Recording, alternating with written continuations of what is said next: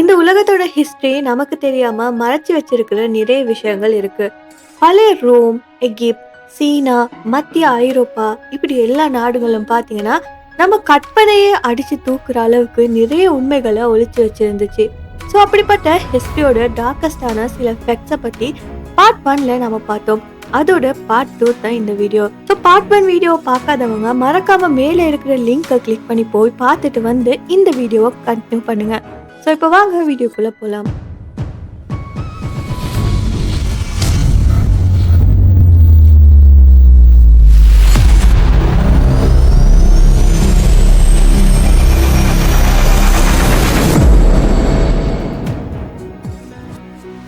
அதுல முதலாவது பார்த்தீங்கன்னா, பழைய ரோம் நாட்டுல சில குற்றவாளிகளுக்கு ரொம்பவுமே வித்தியாசமான தண்டனைகள் எல்லாம் இருந்துச்சு.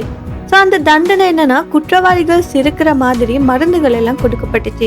ஸோ அந்த மருந்து காரணமா அவங்க நிரந்தரமா சிரிக்க ஆரம்பிப்பாங்க. அண்ட் சிரித்து சிரித்தே இறந்தும் போவாங்க. ஸோ இது ஒரு தண்டனையா இருந்துச்சு. அது மட்டும் இல்லாம பழைய எகிப்துல பாத்தீங்கன்னா, மகாராஜாக்களோட வாழ்க்கையில ரொம்பவே அதிகமான பாதுகாப்பு இருந்துச்சு. ஸோ அதனால இரவு நேரங்கள்ல இந்த மன்னர்கள் தூங்குறப்ப பாத்தீங்கன்னா, அவங்களோட படுக்கை அறையில அவங்களுக்கு பதிலா போலியான ஒரு மன்னனை படுக்க வைப்பாங்க. அவங்க இன்னொரு சீக்ரெட்டான பிளேஸ்ல போய் படுப்பாங்க. இதுக்கு காரணம் என்னன்னா, யாராவது அந்த ராஜாவை கொல்ல முயற்சித்தா அந்த போலியான மன்னனை உண்மையான ராஜான்னு சொல்லி நினைச்சு கொன்னுடுவாங்க.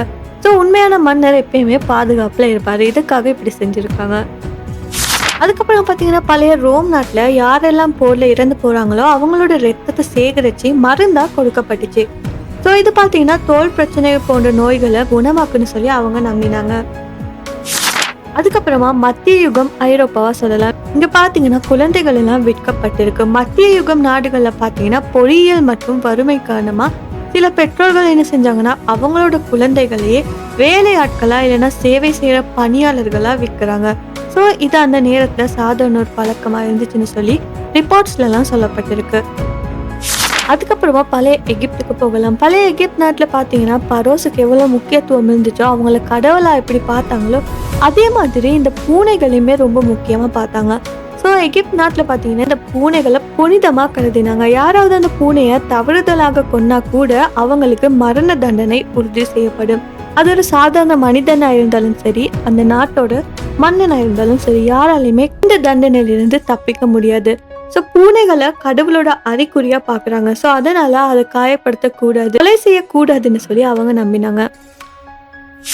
அடுத்து பார்த்தீங்கன்னா, வைக்கிங்ஸ்னு சொல்லக்கூடியவங்க போர் முடிஞ்சதுக்கு அப்புறமா அவங்களோட எதிரிகளை வென்றதுக்கு அப்புறமா சில விசித்திரமான விஷயங்கள் எல்லாம் செஞ்சாங்க. அது என்னன்னா, அவங்களோட எதிரியோட தலையை சுத்தம் செய்து அதை ஒரு கிண்ண மாதிரி பயன்படுத்தி இருக்காங்க. ஸோ இதுல அவங்களோட நம்பிக்கை என்னன்னா, அது அவங்களோட சக்தியையும் என் வல்லமையும் காட்டக்கூடிய ஒரு சின்னமா இருக்குதுன்னு சொல்லி. நெக்ஸ்ட், மத்திய யுகத்துல மக்கள் பல்வலியை ரொம்பவே வித்தியாசமா கையாண்டாங்க. அவங்க நம்பினது என்னன்னா, பல்லுக்குள்ள பாத்தீங்கன்னா பூச்சிகள் இருக்குது. ஸோ அந்த பூச்சிகளை எடுத்தா அந்த பல்வலி போகும்னு சொல்லி அவங்க நம்பினாங்க. அதுக்கப்புறமா பழைய சைனால பாத்தீங்கன்னா, சில தண்டனை முறையெல்லாம் ரொம்பவே விசித்திரமா இருந்துச்சு. ஸோ மனித உடல்ல இருந்த கொழுப்பை எடுத்து அதை விளக்கா பயன்படுத்திருக்காங்க. ஸோ இப்படி பயன்படுத்தினது ஒரு தண்டனை முறையா இருந்துச்சு. அதே சமயம் மனித உடலையுமே பனிஷ்மெண்ட் பர்பஸ்க்கு பயன்படுத்த முடியும்னு காட்டுறதுக்காக இப்படி செஞ்சிருக்காங்க. அதுக்கப்புறம் மத்திய யுக ஐரோப்பா. ஸோ இதில் பார்த்தீங்கன்னா, மருத்துவ முறைகள் எல்லாம் ரொம்பவே விசித்திரமா இருந்துச்சு. மம்மீஸ் அதோட தலைப்பகுதியை சாம்பலா எரித்த பவுடரையும் மனித கொழுப்பு இது எல்லாத்தையுமே அவங்க மருந்தா பயன்படுத்திருக்காங்க. ஸோ இப்படி உருவாக்கப்பட்ட மருந்துகளை மன்னர்கள் கூட சாப்பிட்டு இருக்காங்க. அவங்களோட நம்பிக்கை என்னன்னா, இதை சாப்பிட்டா நோய்கள் எல்லாம் குணமாகும், ஆரோக்கியம் மேம்படும்னு சொல்லி. பழைய ரோம் நாட்டில் சாப்பாடு குறைவா இருக்கிறப்ப பார்த்தீங்கன்னா, அங்கே இருக்கிற மக்கள் சாப்பாட்டுக்கு விசித்திரமான ஒரு வழியை கண்டுபிடிச்சாங்க. அது என்னன்னா, அவங்க எரிந்த மரத்தோட சாம்பலை ரொட்டியில கலந்து அதை உண்ணுவாங்க. ஸோ இப்படி உண்ணுறது ரொம்பவே ஆபத்தான ஒரு விஷயமா இருக்குது. ஆனாலுமே பழைய காலத்துல இப்படியெல்லாம் செஞ்சிருக்காங்க.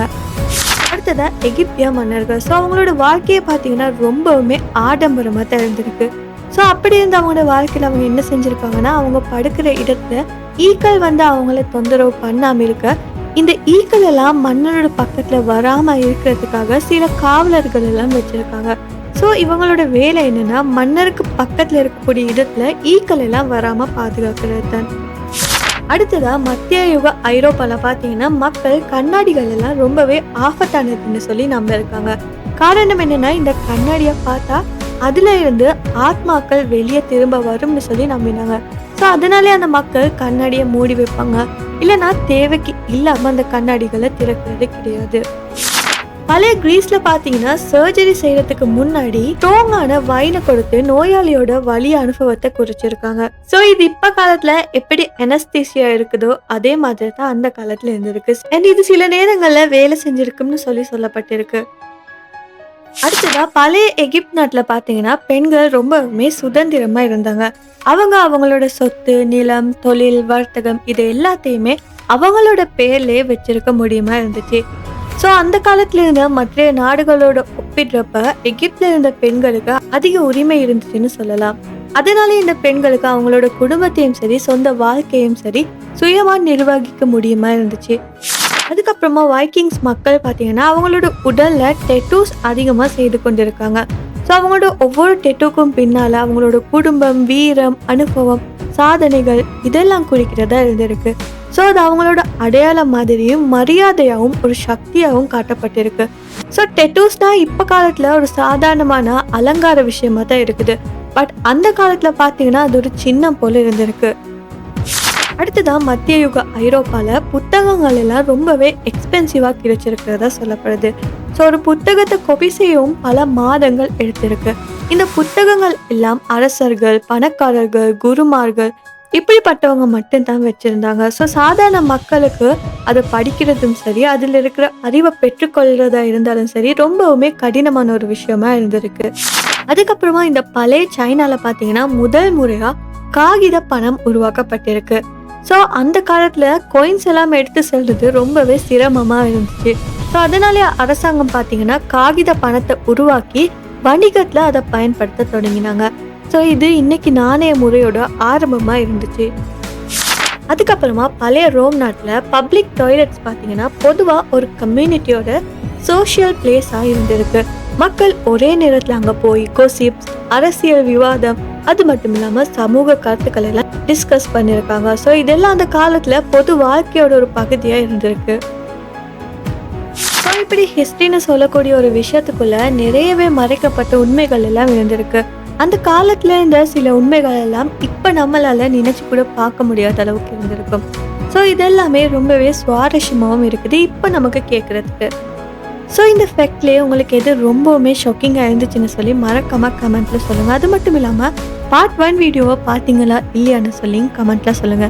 ஸோ இந்த வீடியோ பிடிச்சிருந்தா மறக்காம இந்த வீடியோவை லைக் பண்ணி ஷேர் பண்ணுங்க. அது மட்டும் இல்லாமல் நம்ம யூடியூப் சேனலை சப்ஸ்கிரைப் பண்ணி பக்கத்தில் இருக்க பெல் ஐக்கானையும் கிளிக் பண்ணிக்கோங்க. இன்னும் ஒரு இன்ட்ரெஸ்டிங்கான வீடியோவில் நான் உங்களை அடுத்து சந்திக்கிறேன். Until then, stay curious, stay safe.